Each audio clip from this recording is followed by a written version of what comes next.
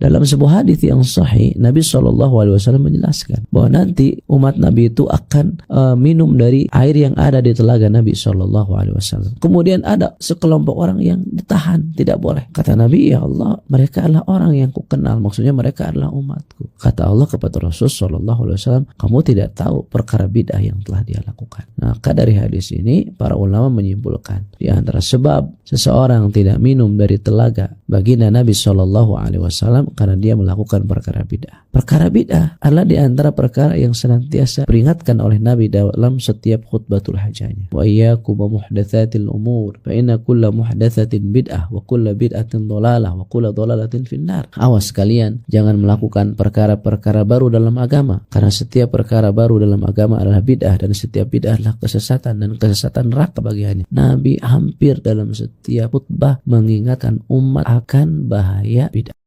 Ana teringat sebuah riwayat yang dikeluarkan Imam Ahmad dalam sunannya, Al-Hakim dalam mustadraknya, bahwasanya Umar radhiyallahu, lihat bagaimana para sahabat tuh hatta dalam masalah dunia nggak mau menyelisihi Rasulullah SAW. Lalu bagaimana dalam masalah agama? Coba perhatikan. Umar bin Khattab suatu hari jalan di gang-gang rumahnya para sahabat menuju ke Masjid Nabawi. Jalan. Umar bin Khattab dengan tampangnya, antum tahulah, wong dehemannya saja dalam hadis Muslim bikin tukang cukur kencing berdiri, ya kan? Beliau mau cukur, bukan beliau mau bekam di kepala, maka beliau cukur dulu. Tapi pas dicukur nggak sengaja, dehem, itu tukang cukurnya langsung kencing berdiri. Saking itu dehemannya Umar, saking menggelegar suaranya, mungkin kayak gemuruh atau apa gitu kan.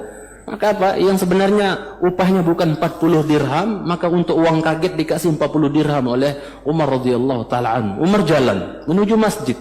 Tiba-tiba di pertengahan jalan ada talang, untuk biasanya untuk jatuh hujan ya, talang. Itu apa? Dari rumahnya seorang sahabat ada talang, moncong ke jalan. Maka beliau katakan, wallahi la uhawwilanna, demi Allah ini saya akan lencengkan ini talang, ini kok menghadap jalan nanti ngenain orang gitu kan, ya kok agak ngelenceng ke jalan nanti ngenain orang ini, siapa punya? Naik dia, nggak pakai ngomong, langsung dia naik, seret, dia apa? Dipalingkan itu talang itu, jangan sekali dipalingkan arahnya. Ini Al-Hakim meneriwayatkan Imam Ahmad dalam musnadnya. Dilencengkan, turun, datang ke masjid, biasa nanya-nanya, siapa tuh punya talang, masang-masang talang apa, ngoncong ke jalan nanti kena orang, apa, basah, keciprat apa, siapa itu? Maka apa? Para sahabat mengatakan, itu yang masang Rasulullah lo Umar, katanya. Itu talang yang masang siapa?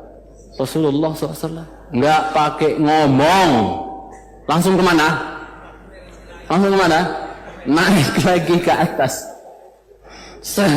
Diarahkan persis yang diarahkan oleh Rasulullah sallallahu alaihi wasallam. La ilaha illallah. Dalam perkara dunia saja mereka enggak berani menyelisihi Rasulullah SAW. Bagaimana masalah agama? La ilaha illallah. Tanggung jawab mereka yang apa? Mengajak manusia, mengajak umat kepada yang bukan ajaran Rasulullah sallallahu alaihi wasallam. Allah tuntut nanti di hari kiamat. Waliyatubillah.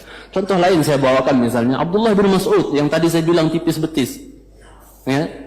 Kurus radhiyallahu taala anhu, tapi antum tanya, ini ayat dari Al-Fatihah sampai An-Nas, tanya di mana turunnya, kapan turunnya, tentang apa turunnya, semuanya dia tahu. Bahkan dia pernah menantang, siapa yang merasa dirinya lebih jago, lebih paham ilmu tafsir dibandingkan saya, di mana dia berada, saya akan musafir melakukan perjalanan jauh untuk datangi dia kalau ada yang lebih canggih dalam ilmu tafsir. Subhanallah. Maka apa jemaah sekalian cintai, Ibnu Mas'ud suatu hari mau datang ke masjid. Sahabat, ada dua sahabat lagi berantem, biasa, jangankan ikhwan sekarang berantem gara-gara apa, ini depan Nabi, dua sahabat di masjid berantem, wah kalau bahasa kita sekarang gitu kan, saling tunjuk. Maka apa jemaah sekalian cintai, Rasulullah SAW mengatakan apa? Ya, ijlisu, duduk. Antum perhatikan di sini, mungkin sebagian pernah mendengar Rasulullah SAW mengatakan duduk semuanya. Kan berantem tuh pada berdiri kan, berantem, wah, kata Rasul duduk. Rasul yang ngomong duduk, nggak ada yang berani apa? Ngutang berdiri, enggak. Pada duduk semua. Qaddarallah masya'a fa'al. Pas Rasul bilang, ijlisu, duduk. Abdullah bin Mas'ud datang dari luar, nggak ngedong apa-apa, orang berantem, orang nggak paham. Tapi ketika beliau sampai di tengah-tengah pintu, pas Rasul mengatakan apa? Duduk. Nggak ngedong apa-apa, langsung dia duduk di pas tengah-tengah pintu masjid. Duduk di situ. Orang-orang bingung. Loh, Ibnu Mas'ud ngapain ngalangin orang di masjid itu? Apa di pintu? Rasul sudah bersabda, untuk tariqah haqqah, berikan jalan itu apanya? Haknya. Duduk di pintu, maka Rasul menegur, Ibnu Mas'ud, ya, kok duduk di situ, orang mau masuk dan seterusnya? Apa kata dia? Ya Rasulullah, apa kata Ibnu Mas'ud radhiyallahu taala anhu, khasyitu an ukhalifaka fa ahlak.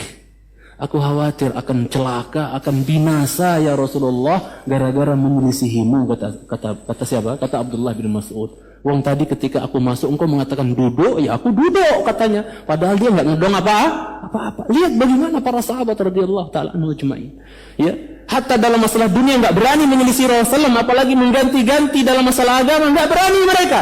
Makanya jamaah sekalian cintai karena Allah Subhanahu wa taala dalam hadis Bukhari, dalam hadis Haud, dalam hadis apa? Dalam hadis berkenaan tentang telaga Nabi nanti di mahsyar, ya. Kan Haud itu kan telaga Nabi di padang mahsyar. Kalau Kausar di dalam surga. Yang airnya dalam hadis Muslim, yang airnya telaga Nabi itu airnya terpancar dari 2 talang dari dalam surga. Paham nggak? Bisa ngayal nggak antum? Bisa ngayal kan? Ini telaganya Nabi yang terbentang luas di padang mahsyar, yang pusarnya adalah mimbarnya Rasulullah Sallallahu Alaihi Wasallam. Telaga beliau adalah mimbarnya, pusarnya di situ. Maka apa? Airnya itu mengalir dari 2 talang dari dalam surga. Yang kata Rasulullah, ya apa namanya? Yang satunya dari zahab, yang satunya dari warik. Maksudnya talang yang satu dari emas, yang satunya dari perak. Maka apa? Ketika Rasulullah SAW melihat malaikat-malaikat mengusir sebagian orang yang mau mendekati telaga Rasulullah SAW, sering dengar kan? Mengusir orang-orang yang mau mendekati telaga Rasulullah SAW, di mana semua Nabi punya telaga, tapi Nabi kita telaganya paling enak, paling lebih putih dari susu, lebih manis dari madu, lebih sejuk dibandingkan salju. Ya, siapa minum darinya seteguk nggak akan haus selama-lamanya, lam yadma abadan. Maka apa? Malaikat ada yang sibuk-sibuk mengusir orang, menghalang-halangi biar nggak dekat ke telaga Rasulullah SAW. Mereka itu umatku, jangan, kenapa kalian usir, kenapa kalian halang? Itu umatku, itu umatku. Apa kata para malaikat dalam hadis Bukhari? Ya Muhammad, innaka la tadri ma ahdatsu ba'dak. Awas, yang berani ganti-ganti. Muhammad, kamu kan nggak paham, nggak ngerti apa yang mereka perbuat, mereka ada-adakan, ya, sok kreatif gitu loh, ya, membuat amalan-amalan yang nggak ada contoh dan tuntunannya dari Rasulullah. Kamu kan nggak tahu Muhammad setelah kau meninggal mereka berbuat apa, nggak tahu kan kamu. Maka apa? Ya, maka Rasulullah Shallallahu Alaihi Wasallam mengatakan, beliau paham bahwa orang-orang yang diusir ini adalah orang yang badalu tabdila. Orang-orang yang apa? Mengganti setelah beliau wafat Sallallahu Alaihi Wasallam. Maka beliau mengatakan suhqan liman ghayyara ba'di. Dalam riwayat lain suhqan liman baddala ba'di. Ya, jauh, sana. Orang-orang yang berani mengganti setelahku, sana pergi. Tidak diterima oleh Rasulullah SAW. Yang lebih ajib lagi, mohon maaf kalau ada yang tersinggung, jangan tersinggung tapi ya, kita mungkin lagi proses perubahan kali ya. Anda cuma berpikir, ketika ada orang bangkit dari mahsyar, udah haus, ngumpul di mahsyar, butuh minum. Ya kan, orang bangkit dari mahsyar, di kuburnya kan wirdan utasya, dalam keadaan haus, dahaga, butuh minum tidak? Iya. Tapi datang dalam keadaan apa? Bersih gitu, nggak bawa lambang kejantanan seorang laki-laki gitu. Dia nggak bawa. Masa dia meminta air sama Rasulullah begini? Masa begini? Ditutup.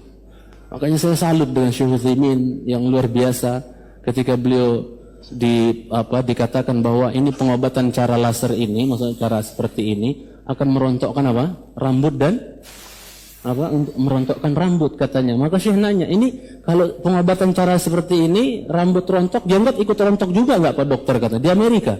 Ikut rontok juga enggak? Maka dia kata besar kemungkinan rontok juga Syekh katanya. Apa kata beliau kepada yang mengantar beliau? Tolong bawa pulang saya ke negeri saya. Saya tidak mau pulang menghadap Allah dalam keadaan enggak bawa ini. Enggak mau pulang kepada Allah dalam keadaan enggak bawa ini. Maka kalau ada ikhwan nanya, saya kemarin ini ada orang, Ustadz saya ditawarin kerja bagus, gajinya keren dan seterusnya, tapi apa? tapi harus dikorbankan yang ini. Mau milih aturan Muhammad sallallahu alaihi wasallam, aturan bos ente. Saya bilang gitu. Udahlah, pilihan. Hidup ini pilihan, saya bilang. Mikir sendirilah, saya bilang. Itu jemaah sekalian, cintaikan Allah Subhanahu wa taala. Ala kulli hal, jangan sampai kita berani mengganti-ganti setelah Rasulullah sallallahu alaihi wasallam.